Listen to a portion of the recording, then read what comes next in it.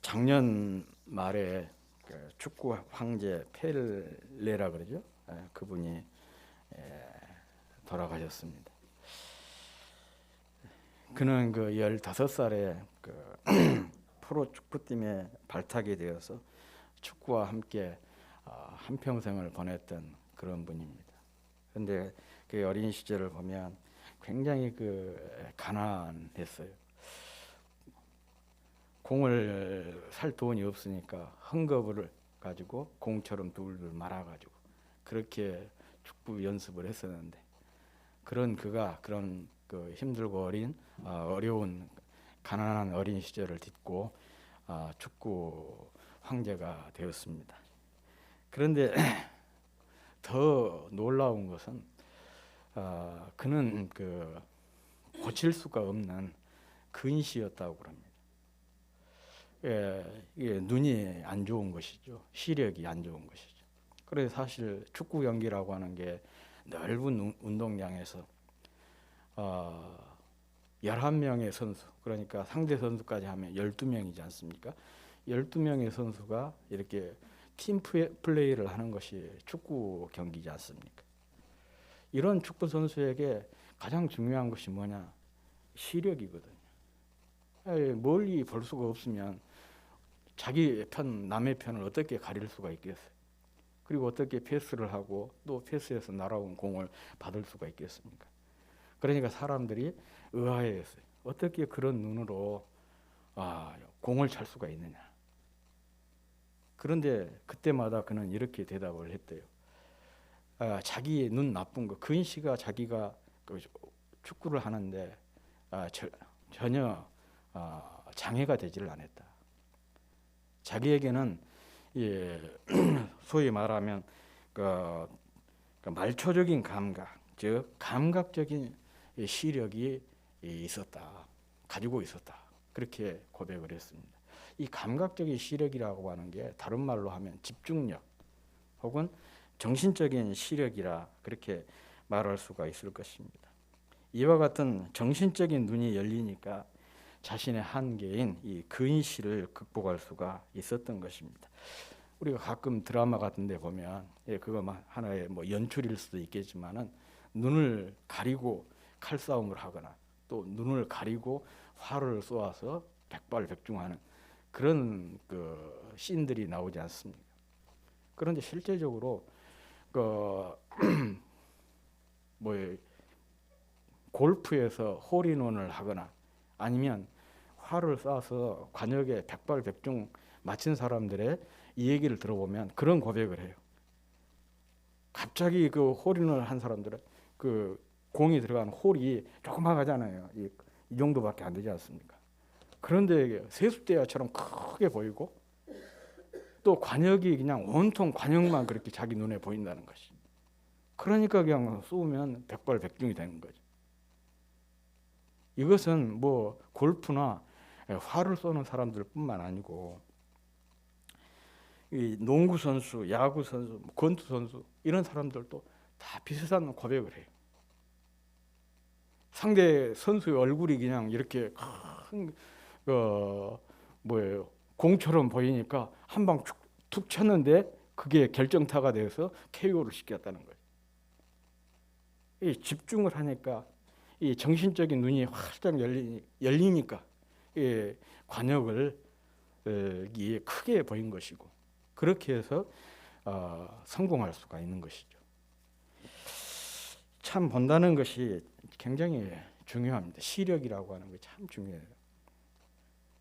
그래서 고대 그 히브리인들은 사람의 눈을 이 아인이라고 했는데 이 아인이라고 하는 단어는 눈 외에도 다른 뜻을 가지고 있습니다. 그것은 샘, 원천 그런 뜻입니다. 이건 참 중요한 의미인데 본다는 것이 우리의 생각과 모든 경험 혹은 지혜의 샘이고 지혜의 원천이 된다는 것입니다. 이게 얼마나 보느냐, 어떻게 보느냐, 그리고 무엇을 보느냐, 어디를 보느냐 하는 것이 우리의 운명을 결정한 것입니다.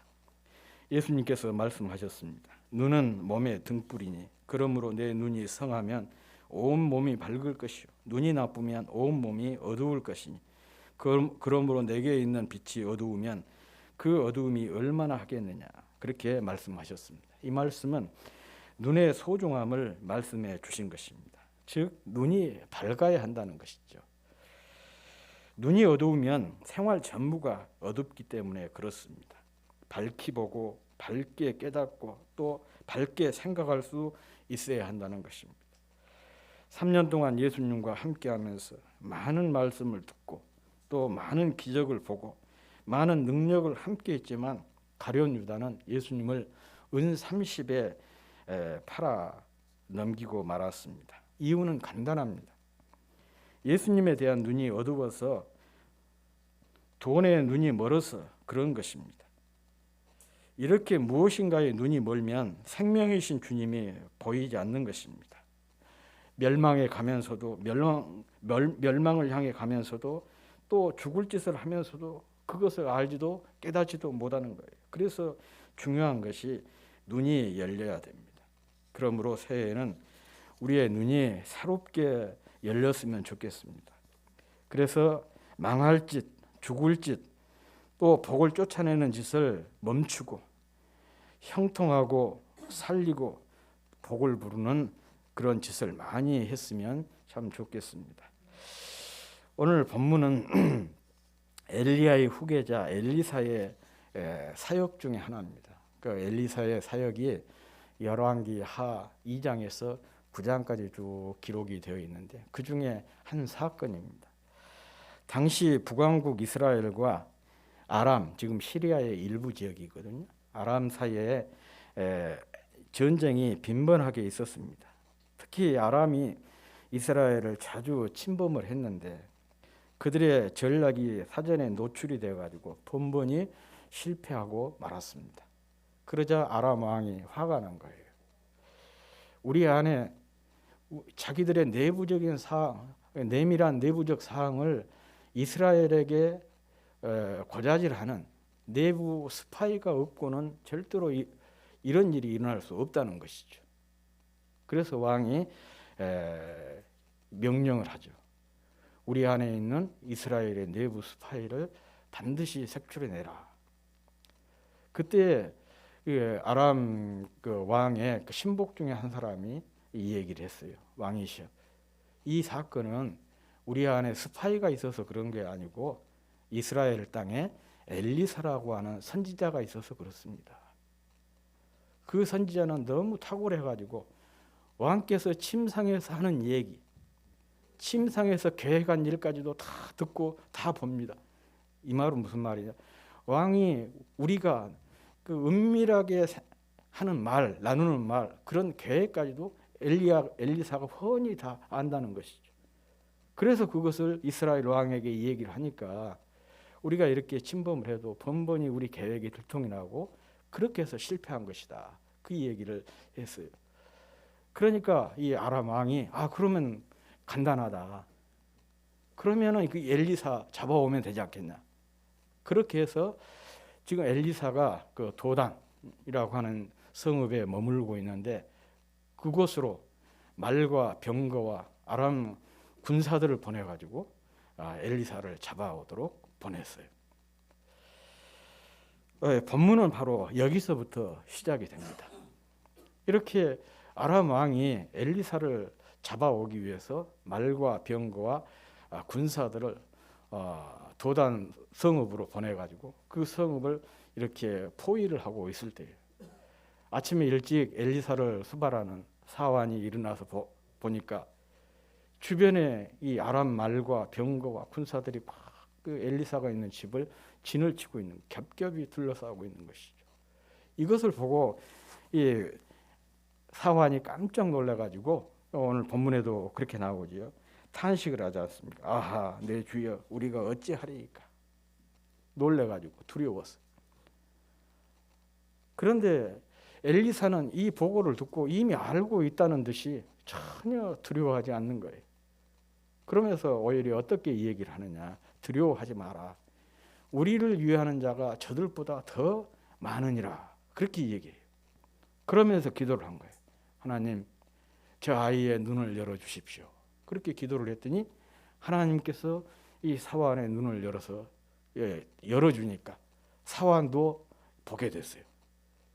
이 아람 군사와 말과 병거 뒤에 보니까 하나님께서 보낸 불말과 불병거가 더 많이 이렇게 에워싸고 있는 그런 모습을 보게 된 것입니다. 여러분, 여기서 엘리사와 엘리사를 돕는 사환의 차이가 무엇입니까? 무엇이라고 생각하십니까? 둘 다 같은 시간, 같은 장소, 같은 상황에 놓여 있었습니다. 그런데 사환은 두려워하고 놀라고 그래서 부르짖었는데, 반면에 엘리사는 전혀 두려워하지도 않고 놀라지도 않고 마음의 평정심을 그대로 가지고 있었습니다. 이런 차이가 어디서 온 것일까?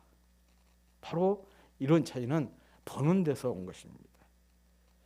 보는 것의 차이였습니다. 사환은 자신을 둘러싸고 있는 아람의 말과 병거와 군사만 보았고, 반면에 엘리사는 아람의 말과 병거와 군사는 물론이거니와 그 배후에서 그들을 포위하고 있는 하나님께서 보내신 불말과 불병거를 보았던 것입니다. 어디를 보고 무엇을 보느냐가 참으로 중요합니다. 현상만 보면 사환처럼 두려움에 사로잡힐 수밖에 없습니다. 그러나 현상을 넘어 하나님의 군대를 보게 되면 엘리사처럼 평온할 수가 있습니다. 그러므로 현상을 넘어 그 배후까지 보려면 우리의 눈이 열려야 하는 것입니다. 영적으로 눈이 열려야 한다, 그런 말씀입니다. 엘리사가 사환을 위해 기도했을 때 그의 눈이 열렸던 것처럼 말입니다. 그래야 문제의 배후에서 역사하시는 하나님을 볼 수가 있고 문제보다 크신 하나님을 볼 수가 있는 것입니다. 우리 편에서 우리를 도우시려고 항상 준비하고 계시는 하나님을 볼 수가 있는 것입니다. 새해에는 새롭게 우리의 영적인 눈이 활짝 열리기를 바랍니다. 그래서 현상을 넘어 있는 영적인 세계를 더 많이, 더 자주, 그리고 더 깊이 보고 경험할 수 있기를 주의 이름으로 축복합니다. 여기서 한 가지 더 우리가 간과해서는 안 될 것이 있습니다. 그게 뭐냐? 영적인 눈이 열린 사람의 가치를. 영적인 눈이 열린 사람의 가치가 얼마나 크고 중요한지를 또 잘 보여주고 있는 거예요. 말이나 병거나 군사보다도 더 중요한 사람이, 영적인 눈이 열린 엘리사 한 사람이 더 중요하다는 것을 보여주고 있지 않습니까? 그리고 이렇게 영적인 눈이 열린 사람은 다른 사람의 눈을 열게도 하고 닫게도 한다는 것을 또한 오늘 본문을 쭉 읽어보면 그것을 발견할 수가 있습니다. 그래서 참 교회에서 신앙생활에서 중요한 것이 이런 사람이에요. 또 신앙 공동체 안에서 중요한 사람이 어떤 사람이냐? 바로 이런 사람이에요. 영적인 눈이 열린 사람이에요. 바로 그 사람이 저와 여러분이 됐으면 좋겠고, 우리 교회 안에 이렇게 영적인 눈이 활짝 열린 그런 성도들이 많이 생겨날 수 있기를 주의 이름으로 축복합니다. 더불어 이 영적인 눈이 열린 것과 더불어서 영적인 가치에 대해 더욱 우리의 눈이 열려야 합니다. 사실 눈의 가치라고 하는 것은 보는 것입니다. 무엇을 보느냐에 따라서 눈의 가치가 달라집니다. 보는 것이 지식이 되고, 보는 것이 인격이 되고, 보는 것이 삶에 중요한 영향을 주기 때문에 그렇습니다. 결국은 그거예요. 전문가와 비전문가의 차이가 어디에 있느냐? 보는 것의 차이예요. 전문가는 비전문가가 보지 못한 것을 보는 사람을 보고 전문가라 그러지 않습니까? 뭐 실력이 있는 사람과 없는 사람의 차이도 그런 거예요. 실력이 있는 사람은 더 많이 봐요. 더 잘 보고, 다른 사람들이 볼 수 없는 것을 보는 사람, 그런 사람을 보고 우리가 실력자라 그렇게 얘기를 합니다. 그래서 예수님께서도 너희 눈은 덤으로 복이 있다 그렇게 말씀을 하셨습니다. 어떤 사람에겐 삶의 불평거리고 또 삶의 핸디캡이 어떤 사람에게는 은총의 도구가 되고 축복의 통로가 되는 경우가 있습니다. 이것은 이에 대한 가치의 눈이 열리면 이렇게 되는 거예요. 지금 우리가 새벽에 요셉에 대해서 쭉 묵상을 하고 있는데, 요셉이 자기 형들이 자기에게 행한 그 악행, 자기를 미워해서 노예로 팔아먹어버리지 않습니까? 이런 악행을 요셉은 어떻게 해석을 하느냐? 그들의 생명을 구하기 위해서, 더 나아가서 세상 사람들의 생명을 구하기 위해서 하나님께서 그 형들의 손을 통해서 먼저 애굽으로 보냈다. 그렇게 해석을 해요. 형들에게 자기는 의해서 팔려온 것이 아니라 많은 사람들의 생명을 구원하기 위해서 하나님께서 자기를 이렇게 보냈다고 그렇게 해석을 하는 그런 장면이 창세기 45장에 나오고 있습니다. 어떻게 자기에게 일어난 이런 불행한 사건을 하나님의 그 섭리적인 사건으로 해석을 하고 이렇게 말할 수가 있느냐? 그것은 바로 그의 눈이 열렸기 때문에 이런 고백이 가능했던 것이죠. 신약에서도 비슷한 인물이 있습니다. 바로 사도 바울입니다. 사도 바울은 자신의 체험을 통해서 이 사실을 굉장히 감동적으로 고백을 하고 있습니다. 바울에게는 심각한 핸디캡이 있었습니다. 그는 이것을 육체의 가시라 혹은 사단의 사자라 그렇게 이 얘기를 하고 있습니다. 물론 그것이 무엇인지 구체적으로는 이야기하지 않고 있기 때문에 우리가 알 길은 없지만 대부분의 학자들은 그렇게 얘기를 해요. 그의 사역을 하는데 심각한 장애가 되었을 어떤 질병일 것이다. 그렇게 해석들을 하고 있습니다. 그러니까 바울이 이 문제를 해결해 달라고 3번이나 주님께 기도를 하게 되거든요. 그런데 여기서 3번 기도했다는 것은 단순히 어떤 숫자를 의미한 것이 아니에요. 여기 3이라고 하는 것은 숫자가 아니고 상징적인 거예요. 3이라고 하는 것이 완전수라고 하지 않습니까? 그러니까 이 육체적인 가시를 제거해 달라고 주님께 간절히 기도했다. 정말 절실하게 기도했다. 애가 타도록 기도했다. 그런 의미예요. 그런데 그렇게 간절히 기도했는데 그에게 돌아온 답은 뭐냐? 내 은혜가 족하다 그랬어요. 주님의 대답은 딱 한마디, 내 은혜가 족하다. 그러니까 이 말은 무슨 말이에요? 그의 육체적인 가시가 은혜라는 것입니다. 참 쉽게 받아들이기 힘든 얘기죠. 육체적인 가시가 은혜라는 거예요. 이 가시가 은혜라면서 그의 간절한 기도에도 주님께서 고쳐주시지를 않았습니다. 그리고 실제로 바울이 이런 응답을 듣고 그의 눈이 열리면서 이 육체적인 가시를 통한 놀라운 은혜를 발견하게 됩니다. 그것은 가시가 핸디캡이 아니라 자신의 교만을 막는 안전장치고 또한 하나님의 능력을 머물게 하는 방법이라는 것을 깨닫게 된 것입니다. 육체의 가시를 은총의 도구로 축복의 통로로 알아보는 눈이 그에게 활짝 열리게 된 것입니다. 그래서 그는 응답해 주시지 않음에 대해서 도리어 크게 기뻐하였다. 그렇게 고백을 하고 있어요. 우리는 내가 이렇게 열심히 기도했는데 응답해 주지 않는다고 짜증낼 수도 있고 불평할 수도 있고 원망할 수도 있고 도대체 하나님은 능력이 있는 분이냐? 나를 조금이라도 생각하시는 분이냐? 그렇게 얼마든지 탄식할 수도 있고 불평할 수도 있었는데 도리어 크게 기뻐했다는 것이죠. 이 기쁨을 소위 말하면 깨달은 자의 기쁨이라 그렇게 얘기를 한 것이죠. 이 기쁨을 가리켜서 이 영적인 눈이 활짝 열린 사람의 기쁨이라 그렇게 얘기를 하는 거예요. 사람마다 가치의 기준은 다르지만 사람은 가치를 추구하는 그런 존재입니다. 그래서 무엇을 소중히 여기는지를 보면 그가 어떤 사람인지 그의 가치관이 무엇인지를 알 수가 있습니다. 돈이나 시간이나 열정의 사용처를 보면 그것을 더욱 분명히 알 수가 있습니다. 자신이 중요하게 여기는 것에 물질도 시간도 열정도 재능도 투자하기 때문에 그렇습니다.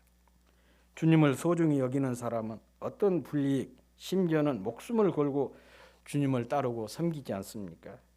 예배를 소중히 여기는 사람, 예배를 통한 주님과의 교제를 중요하게 여긴 사람은 어떤 희생을 감수하고라도 예배의 자리를 사수하게 되는 것을 볼 수가 있습니다. 주님의 나라를 소중히 여기는 사람은 모든 일의 우선순위가 주님 나라에 있습니다.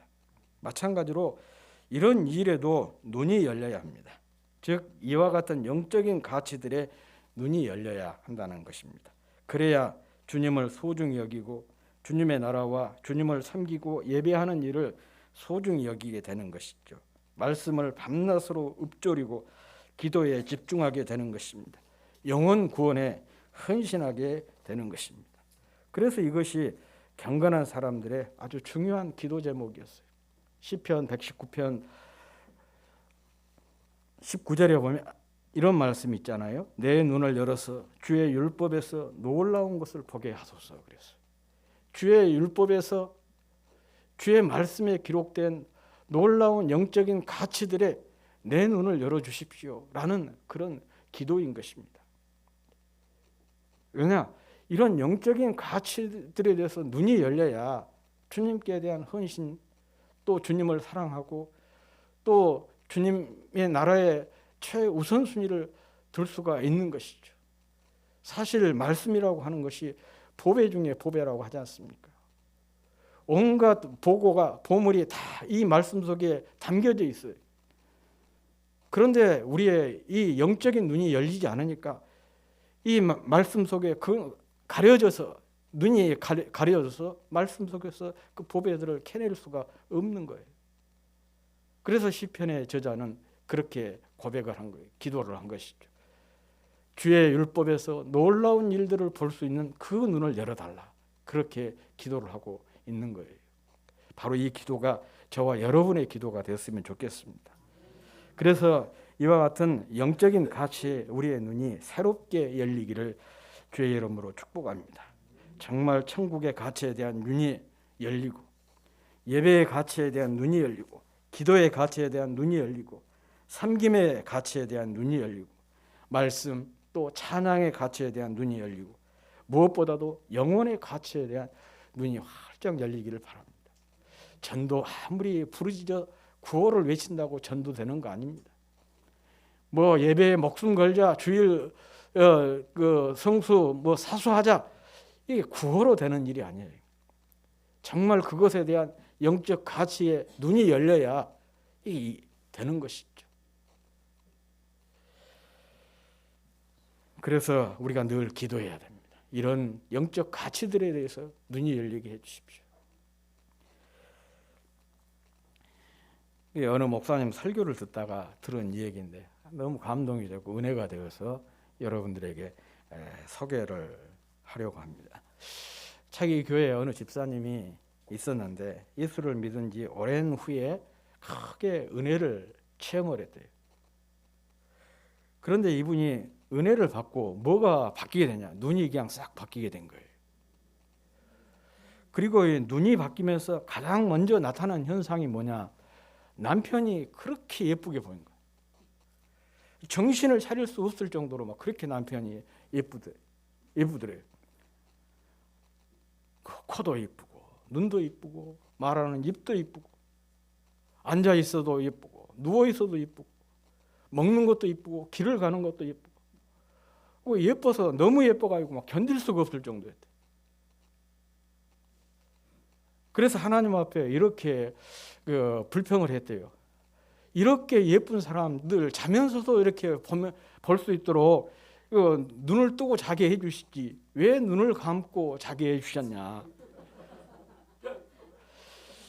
제가 이 얘기를 하니까 이제 한이 엄마가 그건 조금 지나치다고. 아니 이건 내가 지어서 하는 말이 아니고 그분이 진짜 그렇게 고백을 했다는 얘기예요. 그래서 그 목사님이 그 간증을 듣고는 당신이야말로 우리 교회 1등 성도요. 그렇게 이 얘기를 했다. 그런 얘기를 하시더라고요. 여러분 잘 믿는다는 것이 무엇이겠습니까? 물론 뭐 잘 믿는 것이 예배에 안 빠지고 찬양 잘하고 또 청산유수처럼 기도 잘하고 그런 것도 잘 믿는 하나의 징표일 수가 있습니다. 그러나 더 본질적인 것은 주님께 대한 태도, 교회에 대한 태도, 영적 가치들에 대한 태도의 변화에 있는 거예요. 또 사람에 대한 태도, 우리가 살고 있는 세상에 대한 삶의 태도의 변화가 있는 것입니다. 이런 태도의 변화라고 하는 것은 눈이 바뀌고 눈이 열려야 태도의 변화가 일어나게 되는 것입니다. 그래서 갑자기 남편이 막 너무 예뻐가지고 견딜 수가 없다. 믿음 좋은 거예요. 아내가 천사처럼 보인다. 믿음 좋은 거죠. 또 자녀들이 또 주변 사람들이 세상이 너무 아름다워요. 믿음이 좋은 겁니다. 왜냐하면 내 눈이 바뀌지 않고는 절대로 그럴 수 없는 거 아니겠습니까? 내 눈이 바뀌고 내 눈이 열리니까 주변에 있는 사람들이, 가까운 사람들이 다 이렇게 좋게 보이는 거예요.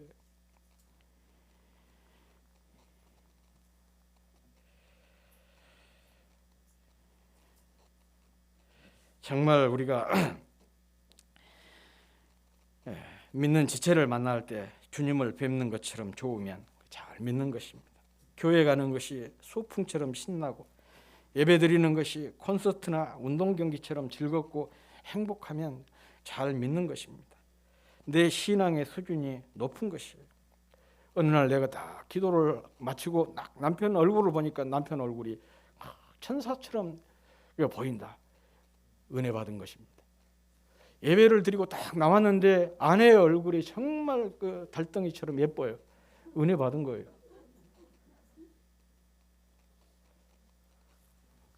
아무리 내가 감격스럽게 은혜 받았다 그래도 예배 드리고 딱 난 남편 보니까 그냥 다 인상이 써져본다. 짜증이 나버린다. 그거 은혜 받은 거 아니에요. 한번 이거 간단한 얘기 아닙니다. 아주 중요한 얘기예요.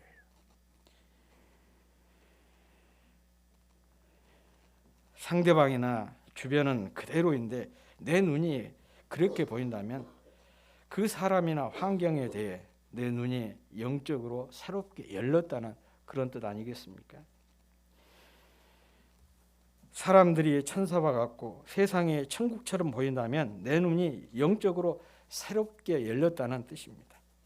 주님 안에서 눈이 바뀌고 눈이 열리면 사람도 산천도 초목도 모두가 아름답게 보일 수밖에 없어요. 우리 찬송가에도 그런 찬양 나오잖아요. 산천도 초목도 새 것이 되었고 죄인도 원수도 친구로 변한다.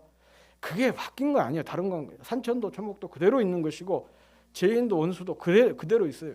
중요한 건 누가 바뀐 거예요. 내가 바뀌었어요. 내가 바뀌니까 산천도 초목도 다 새롭게 보이는 것이고 심지어는 죄인도 원수까지도 친구로 그렇게 보이고 받아들일 수 있게 된 것 아니겠습니까? 아무튼 새해에는 우리의 영적인 눈, 영적인 가치에 대한 눈이 새롭게 열리기를 기도했으면 좋겠습니다. 그래서 가정과 교회, 일상에서 천사들과 함께 천국을 누리는 복된 한 해가 되시기를 주의 이름으로 축복합니다.